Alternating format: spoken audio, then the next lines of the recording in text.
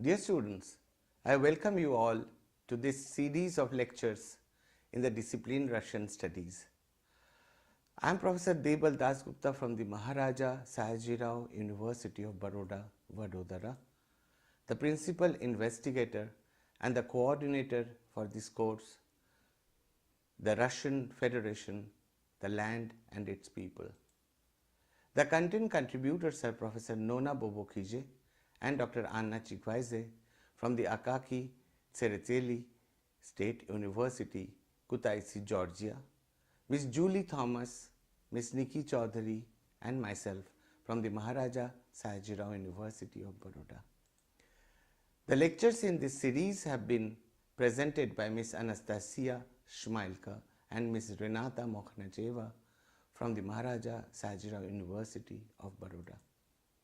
Spread over 35 modules, this course is titled The Russian Federation, the Land and its People, and the topics are organized logically to cover all major aspects required for knowing the land and the people who gave birth to the wonderful language and its literature, both literary and scientific, known all over the world for their informative, educative and aesthetic values respectively. The lectures have been offered especially with a view to developing a good and in-depth understanding of the language and its most intrinsic relationship with the users of it, the surrounding world that saw such great literature. The course begins with an introduction to the Federation and its neighboring states, covering population, ethnic divisions, physical features, climate and natural resources. It continues with the languages, religions, system of education, state system and virtually covering all major aspects. Much has been discussed in the historical perspective and the growth of the country has occupied a special place. The course further attempts at introducing and understanding different components of Russian culture and life. Wherever possible and needed, illustrations have been given appropriately. Covered over a period of 15 weeks, the course includes thematic groupings of modules clubbed together to maintain parity between topics. The contents primarily encompass the land and the people as a whole, history of the country, the economy, culture, the family and occupation, and it concludes with the major achievements of the country. The lectures have been offered along with appropriate discussions as well as tasks to make it lucid and easily comprehensible for the students.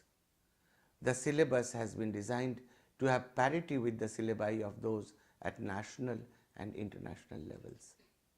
Adequate care has been taken to maintain clarity and lucidity so that listeners understand the target language speech easily, especially as it is accompanied with a complete transcription of the lectures.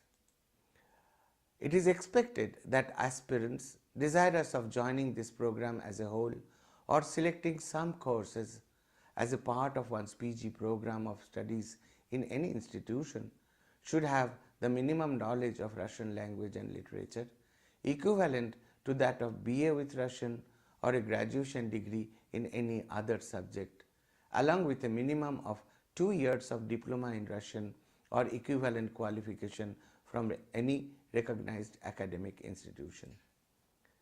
The objectives basically are to impart knowledge in the discipline at post-graduation level.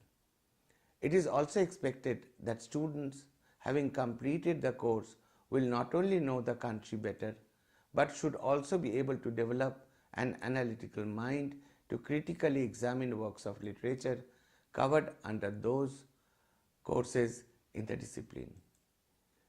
They should also be able to develop logical understanding of the relationship between the land and its people, its culture and literature as suggested in the assignment sections.